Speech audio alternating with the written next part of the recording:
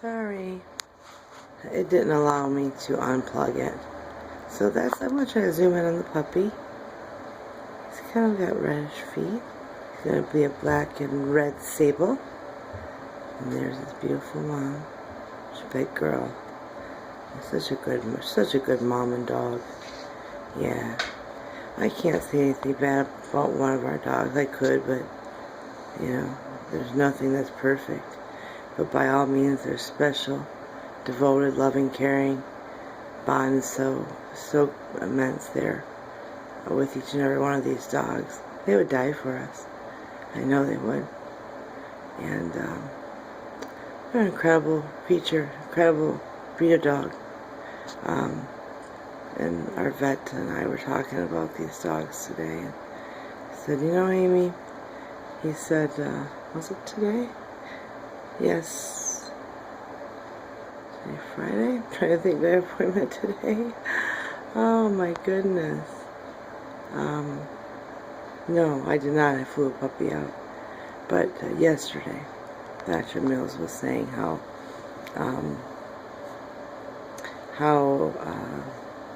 these particular puppies, she said, they're just so mellow. She said German Shepherds anymore. She said they're hard to handle. They don't even care to take, deal with them. I said, oh, I know what you mean.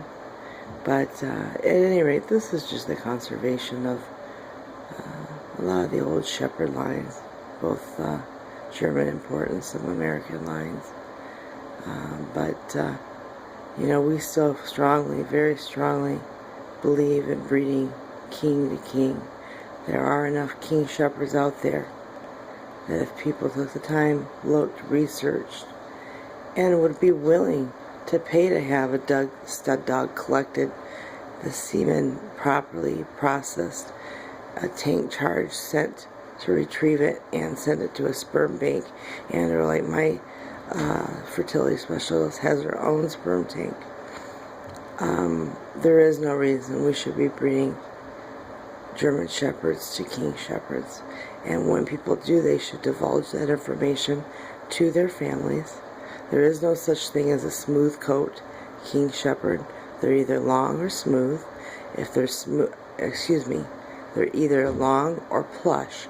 No smooth in a King Shepherd.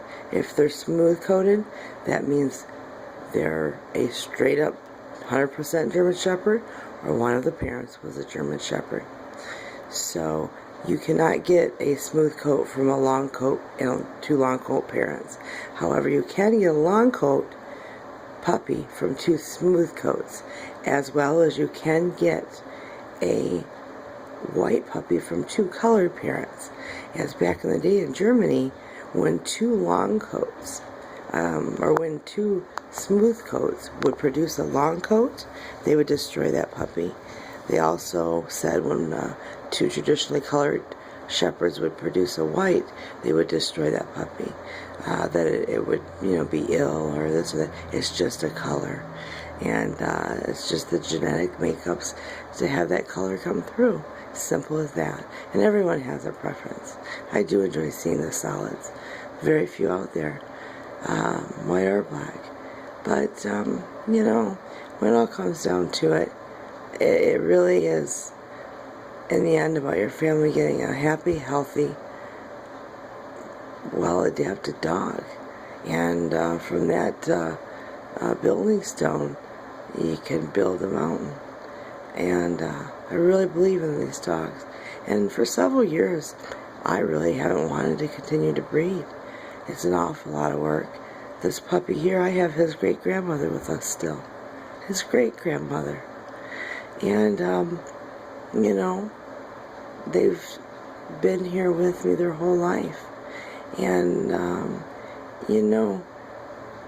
it's like some people, I guess, with racing horses, they may put the horses out to pasture to enjoy the simple things in life that a horse loves, such as grazing, its head to the ground, amongst other horses in a herd as a herd animal, not stuck in a box stall, cribbing and chewing on the wood and waiting for some hay.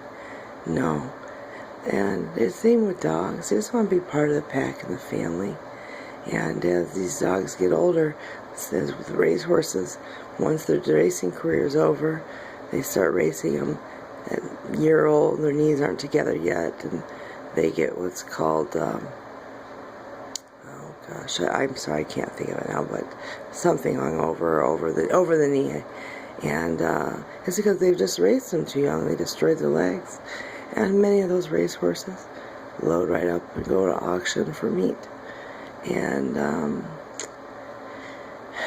you know, 25% of dogs in shelters, they're purebreds. Some are young, many more are older. And you wonder if some of the young purebred puppies, did they get there because the family, by running newspaper ads and this and that, couldn't place or sell their puppies, and then they were stuck with these puppies? Well, perhaps. That's why you take deposits. And we take deposits, know what we plan to breed when it's upcoming. So Fira, she came into heat 2 months earlier than expected. Whole story on her, I've got to get that announced, which I plan to. She requires some stitches, and that's a whole different story. But at any rate, that wasn't exactly planned, but being as we had 3 breeding units frozen left, we got there when there were straws. The collecting vet uses straws, and as soon as she thought it, not one moving semen. Sperm cell, not one. They were all dead. Sophie was under weight, ready to go. And, you know, I had just had her blood pulled and sent out the day before. The vet called and said, she's ready today. I'm like, oh my goodness. So we had no time for preparations we have in the past, as we didn't even expect her to come into heat for 2 more months. So the vet said that's why she uses pellets. Straws are just not as reliable to take care of the semen. And semen can live frozen up to 100 years. And at any rate, that's very knowledgeable. I appreciate all that she shares with me and helps me with. And she happened to keep back, because we're the only breeder in the world to breed the white king shepherds. She happened to keep back white Malamute, so which was quite interesting to me. And at any rate, you know, 25% of our dogs in shelters are purebred dogs. And, you know, really be sincere and don't make spontaneous decisions when purchasing a dog. It's a long-term 10 to 13-year commitment. We always say, and it's in our paperwork, that they cannot get rid of the dog. I mean, I can't stop people. And what I'm wanting people to know, that we none know where we're going to be tomorrow. Things can happen so fast. And what I do want our families to know when they take on the responsibility of a dog is, if the worst case scenario happened and for some reason they had to move or they couldn't keep their dog, that dog, and they had no family to take the dog, that dog, you know, come right back to me. And by all means, if I keep that dog the rest of its life, that's my responsibility as a breeder for bringing that animal into this world. Each and every one of these puppies, I'm responsible for them till the end. And if they happen to have a family member that they felt they wanted that dog to go to, I simply ask them to fill out the application, and we check the references as we did with the initial family and make sure they check out. And by all means, if we would be more than happy to have that dog go to our family who perhaps fell on hard times, family member, so they could continue to see their dog and perhaps get him back. But we just want to always make sure that they're just, you know, loved, cared for, part of the family, and given the basic necessities. They sure don't ask for much for what they give in return, and it's unconditional love and devotion. Loyalty's there. It's amazing. So I just want to catch these two snoozing together. It's kind of just what they do. And we'll let Sophie out to potty and Skittles. And at any rate, I'm going to keep these coming. Just so you know, Brent and Ella, this is your boy. And I wish I could get closer. I know I'm gonna say my goodbyes now. This is a 10-minute video, but I'm going to unplug it. And of course, if it immediately stops, that means battery it didn't have a shred of charge, even though it's plugged in yet. If I can get close to him, I want you to see his face up close. All right, I'll make the attempt again. If we just go and we're cut off, at least you'll do is enjoy a 10-minute video, and I'll see you Sunday when you arrive. Hey, it didn't shut off. Get down on his level. Oh, gosh. Oh, no, you're not supposed to get up. There's your baby with his mama. All right. Look at those two. Oh, they're too close. Sure, now you'll come on over. You silly boy. Let's see if you can see how his chest. Here, come. I'm still pictures. Okay, there's his chest. Here's my hand. This is a 9-week-old puppy. There's my hand and his paw. Thank you for being so gentle, gentlemen. Yeah. And again, if you can see my hand in front of his chest. There it is. 9 weeks and 3 days old. 25 pounds. Yeah. I have a piece of pizza crust that I'm going to let you and Mom share as a snack. It is late. It's 11:30. They're tired. I'm tired too. So, I mean, they're not always this docile. People are like, gosh, what do they do? Just sleep?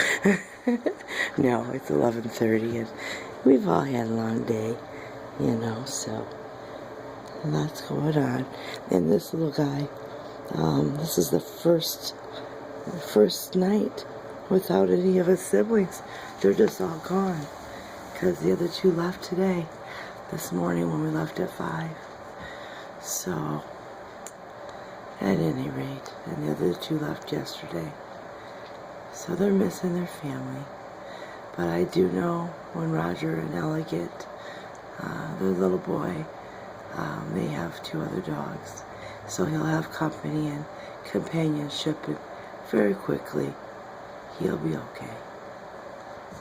And Mama,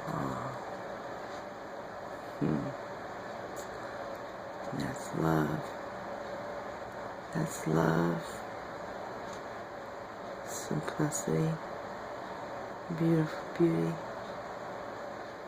and to me just simply amazing, you know. Let's see if I want this thing. She's a great mother, and you know, I can't say anything bad about any of our dogs. They're all wonderful. Love them all. They all produce beautiful, amazing offspring that are not only larger, but even more beautiful than their parents. And that's what you strive for. And I've had people, in the last 6 months contact me looking to breed with our dogs. And I said, sure, you know, to let them know what's involved about having their dog's hips tested. They don't actually have to be titled as a champion, but if they purchase the dog as a breeding dog from a reputable, experienced breeder, that breeder should be able to determine and help them with knowledge that they have if that dog would be acceptable to meet the guidelines as a breeding dog per the breed standard. Once that's done, all the hip and health and temperament testing is done, you know, we'd be happy to go ahead and have one of our dogs' semens flown.